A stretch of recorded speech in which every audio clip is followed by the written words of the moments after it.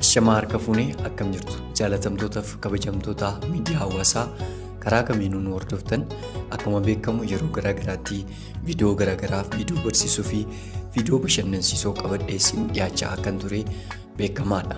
Keessattuu karaa qabduu tiibii namoonni na hordofaa turtan beektu jedhee yaada.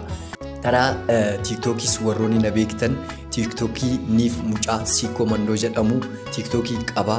Tiiktookii koommoo qophiilee achirratti darbu yookaan immoo viidiyoowwan achirratti daddarbu laayik, kooment, riipoost, koppii liinkii gochuun dhabukkee dhaabadhaa jechuun hawwii koodha. Ammas sinan gaafadhaa jaalala waaqayyootiin karaa feesbuukis warroonni nu hordoftanii niif mucaa haadha koo kan jedhu qaba feesbuukii waan ta'eef karaa san na hordofaa jechuun jaaladha.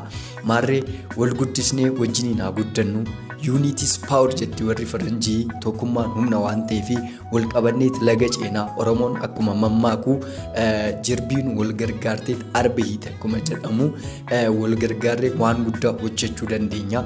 Abjuun dura keenya jiru, mul'anni dura keenya jiru wantoota gurguddaa hojjennee dhiibbaa uumnee jiraachuu barbaadna waan ta'eef hinaaffan laphee keessan jirree waan kana gochuun nu deeggaraa.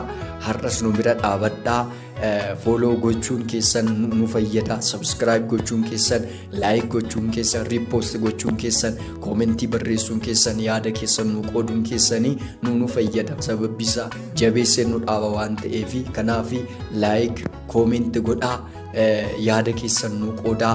Dogongora immoo kuni dogongora jedhaa irra nu deebisaa.